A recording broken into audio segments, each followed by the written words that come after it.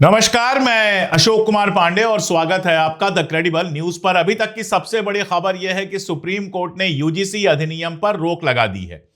फिलहाल के लिए रोक लगा दी है। गवर्नमेंट से कहा है कि इसको फिर से बनाएं, इसमें कई सारे पॉइंट जोड़े घटाएं और उसके बाद इसको पेश करें। सबसे बड़ी बात यह कही है कि उत्पीड़न किसी का भी हो सकता है, जाति के आधार पर उत्पीड़न अकेला उत्पीड़न नहीं है।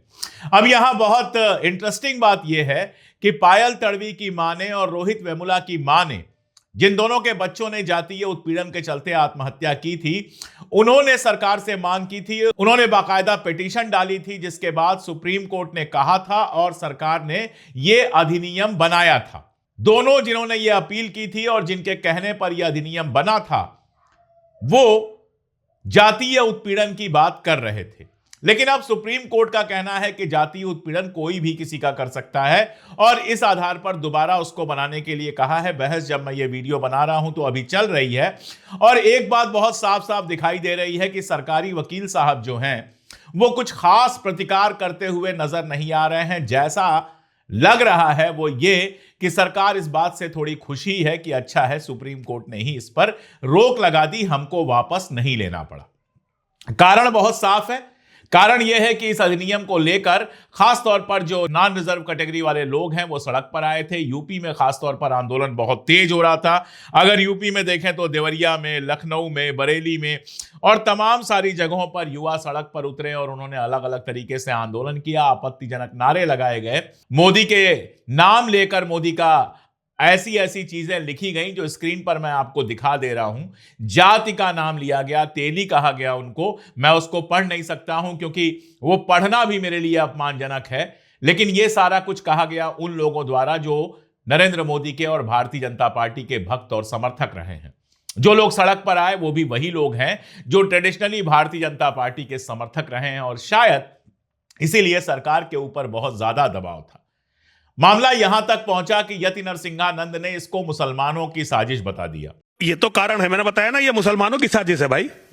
मुसलमानों का जो सर्वोच्च थिंक टैंक है उसकी साजिश है। उन्होंने इसके लिए अरबों खरबों डॉलर डाले हैं।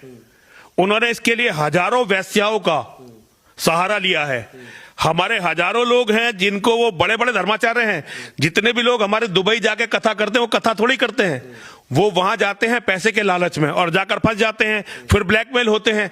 आज देखिए उनमें से एक भी, आप देख लीजिए, जितने भी लोग, आप पिछले 20 साल का रिकॉर्ड उठाइए, जितने भी लोग, ज्यादातर लोग दुबई गए हैं वो ब्राह्मण हैं या बनिए हैं या क्षत्रिय है। एक भी उनमें से यूजीसी के इस एक्ट का विरोध नहीं कर रहा। वो कर ही नहीं सकते। जैसे ही वो करना शुरू करेंगे, उनकी सीडियां, उनके फोटो और उनके जो लिफाफे उन्होंने लिए हैं हराम के, वो सब दुनिया के सामने आने लगेंगे। वो बोल ही नहीं सकते। अब आप खुद सोच के देखिए कि इसमें मुसलमान कहां से आ गए। हालांकि वो निशाना जो बना रहे हैं वो बागेश्वर बाबा जैसे लोगों को बना रहे हैं जो दुबई गए थे। उनके चरित्र पर टिप्पणी कर रहे हैं और क्या क्या कर रहे हैं। जो उनकी भाषा है वही बोल सकते हैं, कोई और तो उतनी घटिया भाषा में बोल नहीं सकता है। लेकिन फिलहाल स्थिति यह है कि यूजीसी के अधिनियम पर सुप्रीम कोर्ट द्वारा रोक लग गई है। अब असल मामला यह है कि आगे क्या होता है। आप देखिए, तथाकथित सवर्ण समाज जो है, जो नॉन रिजर्व कैटेगरी का समाज है, और उत्तर भारत में, दक्षिण भारत में इसको लेकर कोई तमाशा नहीं हुआ। उत्तर भारत में वो अपने पूरे तमाशे पर उतर गया। पीलीभीत में देखा गया कि छात्र जो हैं वो मुंडन करवा रहे हैं, अपना बाल छिलवा रहे हैं। देवरिया में, लखनऊ में देखा गया कि काली पट्टी बांधकर नारेबाजी कर रहे हैं। देवरिया और मेरठ में पुलिस के साथ नोक-झोंक भी हुई। गाजियाबाद में युवकों ने कफन पहनकर और जंजीर डालकर प्रदर्शन किया। एक बयान आया कि कितने हजार लोग मुसलमान बन जाएंगे अगर ये लागू रहा। ये सारा तमाशा उत्तर भारत में हुआ। अब इसका रिएक्शन क्या होगा, ये मेरे लिए ज्यादा चिंता का विषय है, क्योंकि देखा यह गया कि युवा दो हिस्सों में बंट गए। एक तरफ नॉन रिजर्व कैटेगरी के और दूसरी तरफ रिजर्व कैटेगरी के। रिजर्व कैटेगरी वाले इसका स्वागत कर रहे थे, जाहिर तौर पर इसका स्वागत कर रहे थे कि यूनिवर्सिटीज के अंदर, कॉलेजेस के अंदर जातीय उत्पीड़न को लेकर जो घटनाएं होती हैं उन घटनाओं पर इसके तहत कार्रवाई की जा सकी थी। तथाकथित सवर्ण छात्रों की शिकायत यह थी कि झूठी शिकायत अगर हो जाती है तो उसका क्या होगा। हालांकि इसमें जो कमेटी बननी थी, मैंने बहुत डिटेल वीडियो बनाया था, उस कमेटी में केवल एक पोस्ट ऐसा था जिस पर दलित, ओबीसी, विकलांग, महिला कोई एक प्रतिनिधि होगा, बाकी तो कोई भी हो सकता था। तो जाहिर है कि उस कमेटी के पास जब कोई शिकायत जाती तो उस कमेटी का काम था कि उस शिकायत की जांच करे, और शिकायत की जांच करने पर अगर वो फर्जी पाई जाती तो शिकायत कैंसिल हो जाती, कोई कार्रवाई होती ही नहीं। लेकिन इस चीज को एक बड़ा मुद्दा बनाया गया और सुप्रीम कोर्ट ने भी इस मुद्दे को माना। सुप्रीम कोर्ट ने भी इसी तरह के तर्क दिए। अब सवाल यह उठता है कि अगर इसके रिएक्शन में एससी, एसटी, ओबीसी तबका सड़क पर आता है और वैसे ही आंदोलन करता है जैसे कि नॉन रिजर्व कैटेगरी के लोगों ने किया, तो क्या होगा? क्योंकि वह आंदोलन भी काफी बड़ा आंदोलन हो सकता है। पॉलिटिकल पार्टी जिसको सपोर्ट कर सकती हैं, समाजवादी पार्टी, बहुजन समाज पार्टी और इस तरह की पार्टियों से जुड़े युवा उसमें शामिल हो सकते हैं, और ऐसे में देश में फिर एक बार अफरा तफरी जैसा माहौल बन सकता है। सोशल मीडिया तो है ही, सोशल मीडिया पर तो बयानों की झड़ी लगनी ही है, लेकिन सोशल मीडिया के बाहर जमीन पर भी ऐसे ही आंदोलन देखने को मिल सकते हैं। सुप्रीम कोर्ट ने जो कहा है उसमें कुछ चीजें तो मेरी भी समझ में नहीं आ रही हैं। जैसे उन्होंने कहा कि हम जाति मुक्त समाज बनाने की तरफ आगे बढ़ रहे थे, क्या हुआ? जाति मुक्त समाज जब तक बना नहीं है तब तक जाति पर आधारित जो उत्पीड़न है उससे कैसे इंकार किया जा सकता है? क्या यह कहा जा सकता है कि यूनिवर्सिटीज के अंदर, डिग्री कॉलेजेस के अंदर या किसी भी जगह पर जाति और धर्म और जेंडर पर आधारित भेदभाव नहीं होता है? आप देखिए, उसमें जेंडर भी शामिल था। मैंने आपको वो पेज दिखाया था, उसका पहला ही पन्ना। जेंडर भी उसमें शामिल था, उसमें जाति भी शामिल थी, उसमें धर्म भी शामिल था, उसमें नस्ल भी शामिल थी, उसमें जन्म स्थान भी शामिल था।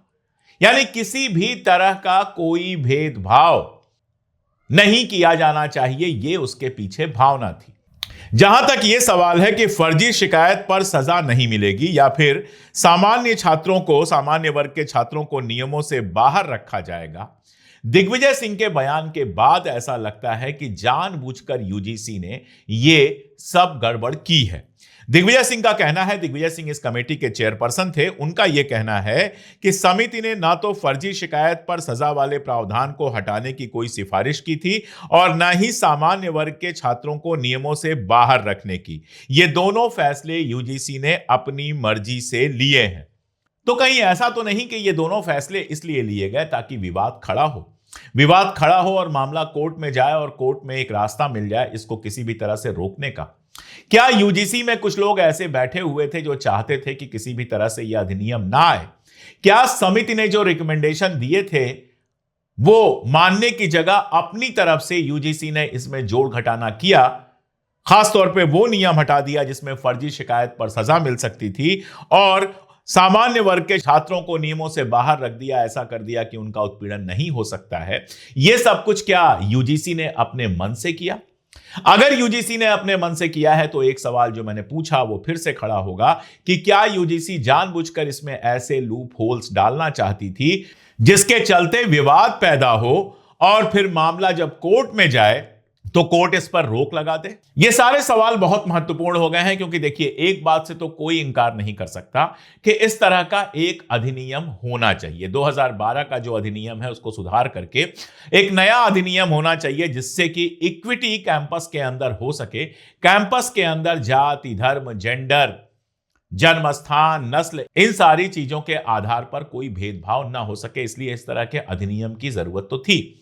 मैंने आपको बताया कि यह अधिनियम बनने की पूरी प्रक्रिया अगर आप देखेंगे तो दो ऐसे छात्रों की, पायल तड़वी और रोहित वेमुला की मांओं ने सुप्रीम कोर्ट में याचिका डाली थी जिनकी जाति के आधार पर उत्पीड़न के चलते जान गई थी, उन्होंने अपनी जान दी थी। तो जाहिर है कि जाति पर उत्पीड़न वाला मामला बड़ा था। अब यह मामला सुप्रीम कोर्ट में गया था। सुप्रीम कोर्ट ने एक गाइडलाइन लाने के लिए कहा था, एक अधिनियम बनाने के लिए कहा था। एक संसदीय कमेटी बनी थी। संसदीय कमेटी के चेयरपर्सन कह रहे हैं कि उन्होंने जो नहीं किया था वो यूजीसी के अंदर हो गया। होने के बाद बवाल मचा, बवाल मचने के बाद मामला सुप्रीम कोर्ट में गया और सुप्रीम कोर्ट ने उस पर रोक लगा दी। और सुप्रीम कोर्ट ने जो रोक लगाई है उसमें कई बिंदु ऐसे हैं जो मेरी समझ में नहीं आ रहा है। मैं लीगल एक्सपर्ट नहीं हूं, इसलिए कोई लीगल एक्सपर्ट उस पर बेहतर बता सकता है कि उन चीजों का मतलब क्या है। लेकिन जाति विहीन वाला मामला तो मुझे बिल्कुल समझ में नहीं आ रहा है कि क्या हम मान लें कि जाति विहीन समाज हम बन गए हैं। जिस समाज में एक अधिनियम लाने पर प्रधानमंत्री को उनकी जाति से जोड़कर गाली दी जा रही है, हम कैसे मान लें कि वहां जाति एग्जिस्ट नहीं करती है। और जब जाति एग्जिस्ट करती है तो जाति के आधार पर भेदभाव भी एग्जिस्ट करता है। आखिर उसको एड्रेस कैसे किया जाएगा? ये सारे सवाल हैं और सबसे बड़ा सवाल यह है कि आगे क्या। सरकार तो आराम से निकल गई, बच के निकल गई। सुप्रीम कोर्ट ने रोक लगा दिया, सरकार को यू टर्न नहीं लेना पड़ा। अब व्हाट्सएप पर तो यही चलेगा कि देखिए सरकार ने खेल कर दिया और सुप्रीम कोर्ट से रोक लगवा दी। जो सामान्य वर्ग है उसको लगेगा कि उसकी जीत हो गई, लेकिन जब सामान्य वर्ग को लगेगा कि उसकी जीत हो गई तो जो आरक्षित वर्ग है उसको यह भी लग सकता है कि उसकी हार हो गई। बेहतर तो यही होता कि सरकार हस्तक्षेप करती, दोनों पक्षों को बिठाकर बात करती और कोई ऐसा एमिकेबल सॉल्यूशन निकालती जिससे कैंपसेस के अंदर जाति, धर्म, जेंडर, इन सारे आधारों पर किसी तरह का भेदभाव ना हो, इसको सुनिश्चित किया जा सकता। और दूसरी तरफ जो सामान्य वर्ग के लोग हैं उनको यह आश्वस्ति दी जा सकती कि जब तक वाकई गलती नहीं होगी कोई सजा नहीं मिलेगी और फर्जी शिकायतें नहीं हो पाएंगी। लेकिन यह सब नहीं किया गया। इस बीच में सुप्रीम कोर्ट ने रोक लगा दिया। जाहिर तौर पर इससे दूसरे पक्ष में असंतोष फैलेगा। सरकार के पास अब भी समय है, सरकार को आगे आके कहना चाहिए कि अभी रोक लगी है, पूरी तरह से रुका नहीं है, हम इसमें आवश्यक सुधार करेंगे और सुधार करके ऐसा लेके आएंगे कि किसी को कोई शिकायत ना हो। अगर सरकार ऐसा करती है तब तो ठीक, वरना हालात बिगड़ सकते हैं। सरकार को इसके लिए सावधान रहना चाहिए। सरकार को ऐसे कदम उठाने चाहिए जिससे हालात बिगड़ने ना पाए। और वो कदम कानून के, वो कदम पुलिस के, वो कदम डंडे के नहीं हो सकते। वो कदम आपसी भरोसे के, बातचीत के ही हो सकते हैं। देखते हैं सरकार आगे क्या करती है। आज के लिए इतना ही। बहुत शुक्रिया।